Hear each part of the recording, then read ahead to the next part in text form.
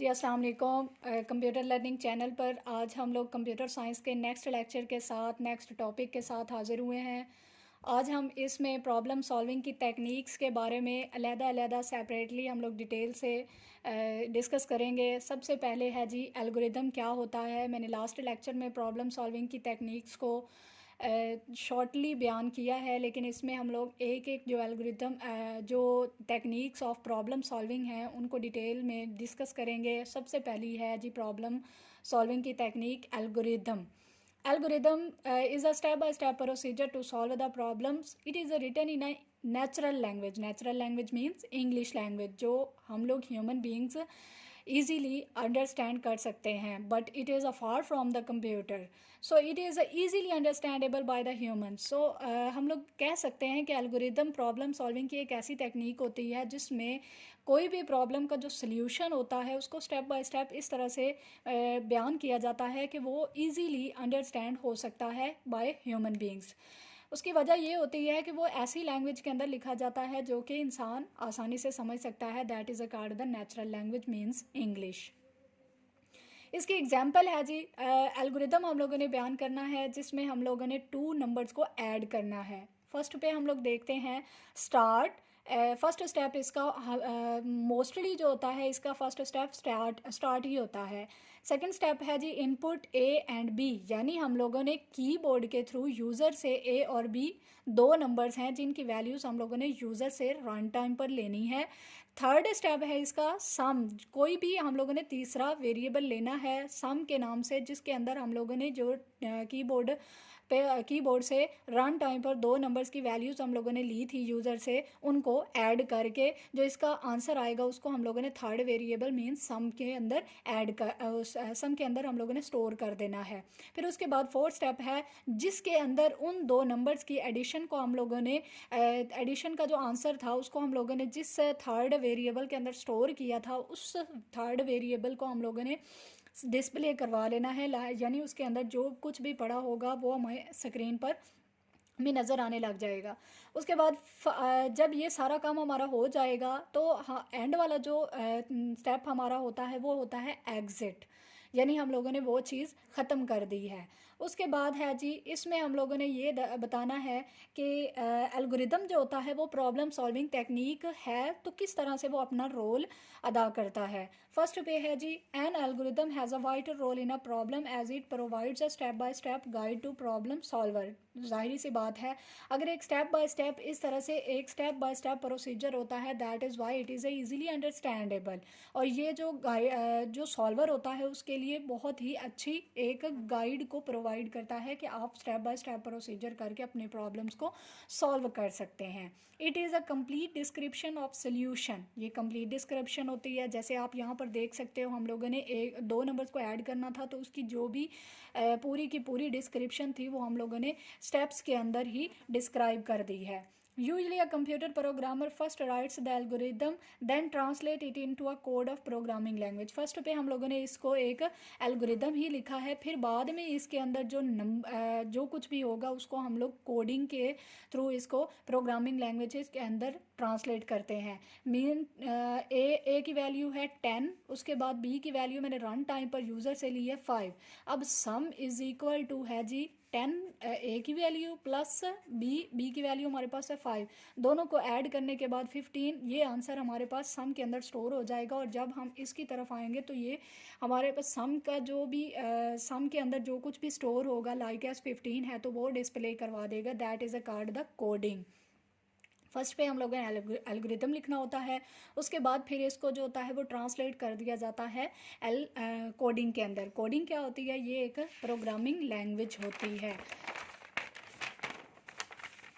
उसके बाद जो सेकंड पर टेक्निक बयान की गई है वो है फ़्लो चार्ट। हम लोगों ने प्रॉब्लम सॉल्विंग जो फर्स्ट लेक्चर है उसके अंदर प्रॉब्लम सॉल्विंग की टेक्निक हम लोगों ने ये शॉर्टली बयान की है, लेकिन यहाँ पर हम एग्जांपल और इसके एडवांटेजेस डिसएडवांटेजेस के साथ इसको डिटेल में डिस्कस करते हैं। Flow chart clearly explains a process through the symbols and the text. Symbols भी होता है इसमें और सिंबल्स के अंदर फिर ये टेक्स्ट भी बयान किया जाता है जो कि एक्सप्लेन करता है किसी भी प्रोसेस को। ये सिंबल्स और टेक्स्ट दोनों मिलकर किसी भी प्रोसेस या फिर कोई भी प्रोग्राम वगैरह होता है उसको एक्सप्लेन करता है, क्लियर करता है। They use the special shapes to represent the different types of the actions और स्टेप्स इन अ प्रोसेस के अंदर जो हमारे एक्शंस वगैरह हम लोग परफॉर्म कर रहे होते हैं उनको कुछ शेप्स होते हैं जो कि रिप्रेजेंट करती हैं। Lines and arrows shows the flow of steps है।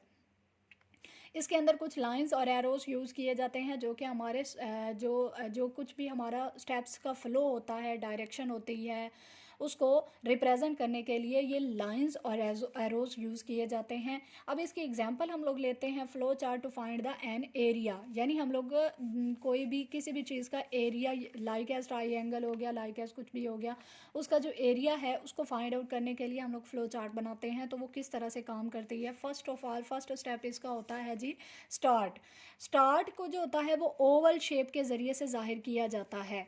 उसके बाद आता है जी इनपुट, बेस एंड हाइट। उसके बाद जो इनपुट होता है उसको बेस और हाइट, इनपुट को इस तरह इस वाली शेप के अंदर जाहिर किया जाता है। ये हमारा सेकंड स्टेप होता है। ये पैरेललोग्राम होती है जिसके अंदर हम लोगों ने इनपुट को जाहिर करना होता है। इनपुट हम लोगों ने बेस और हाइट यूज़र से रन टाइम पर लेनी है। उसके बाद आता है जी हमारी ये होती है हमारी रेक्टेंगल होती है जिसके अंदर हम लोगों ने जो भी हमारा प्रोसेस हो रहा होता है इसको डिस्प्ले करवाना होता है। ये होती है हमारी ये प्रोसेस को जाहिर करती है और इसको हम लोग कहते हैं जी रेक्टेंगल।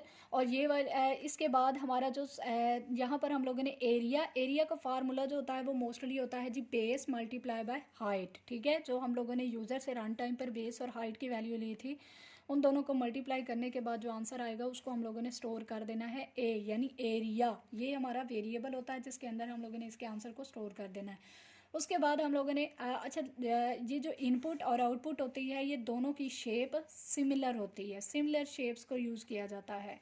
ठीक है, इसके बाद इनपुट के लिए भी और आउटपुट दोनों, यानी डिस्प्ले करवाने के लिए और इनपुट लेने के लिए एक जैसी शेप्स को यूज़ किया जाता है। अब प्रिंट ए, यहाँ पर मैंने ए के अंदर वैल्यूज़ को स्टोर कर ली और यहाँ पर मैं प्रिंट कर रही हूँ, यानी उसको डिस्प्ले करवा रही हूँ जो कुछ मैं अपनी स्क्रीन पर देखना चाहती हूँ। डिस्प्ले या प्रिंट का मतलब होता है कि मैं अपनी स्क्रीन पर उसको शो करवाना चाहती हूँ। और लाइक एंड पर जो एल्गोरिदम की तरह होता है ये हमारा स्टेप होता है जी एंड। इसको भी ओवल शेप के अंदर ही रिप्रेजेंट किया जाता है। उसके बाद आता है जी फ्लो चार्ट। इसके कुछ एडवांटेजेस और डिसएडवांटेजेस भी होते हैं। फर्स्ट ऑफ ऑल है जी इसका एडवांटेज ये हमारा होता है जी इजी टू ड्रा, यानी इसको ड्रा करना बहुत इजी होता है। लाइक एज आपने देखा है कि कोई भी इस तरह से आप लोग अगर कोई भी एक प्रोग्राम लिख रहे हो तो उसको इस फ्लो चार्ट के ज़रिए से अगर आप लोग रिप्रेजेंट कर रहे हो तो इजीली अंडरस्टैंड हो सकता है। अगले बंदे को पता चल जाता है कि आपने यहाँ पर इनपुट लिया। क्यों? क्योंकि ये वाली जो होती है डायग्राम वो आपको जाहिर कर रही होती है कि ये आपका इनपुट है, ये आपका आउटपुट है, यहाँ पर आपकी प्रोसेसिंग हो रही है। और ये ओवल शेप्स वाले जाहिर कर रहे होते हैं कि वो स्टार्ट है या एंड है। तो it is a easy to draw. उसके बाद सेकंड इसका एडवांटेज है कि इजी टू आइडेंटिफाई, यानी इसके अंदर इसको हम लोग इजीली आइडेंटिफाई कर सकते हैं कि ये किस चीज़ के लिए यूज़ हो रहा है, ये सेकंड वाला किस चीज़ के लिए यूज़ हो रहा है। इसके बाद डिसएडवांटेजेस हैं जी इसके more time is require to draw. ज़ाहिरी सी बात है अगर हम लोग एक एल्गोरिदम लिख रहे थे तो उसमें हम लोगों ने स्टेप्स तो यही लिखने थे लेकिन उसमें शेप्स को ड्रा नहीं किया हम लोगों ने, जिसकी वजह से हम लोग कह सकते हैं कि ये एल्गोरिदम की निस्बत ज़्यादा टाइम लेती है। क्यों? क्योंकि इसके अंदर हम लोगों ने शेप्स को भी ड्रा करना होता है। उसके बाद मॉडिफाइंग इज़ नॉट ईजी।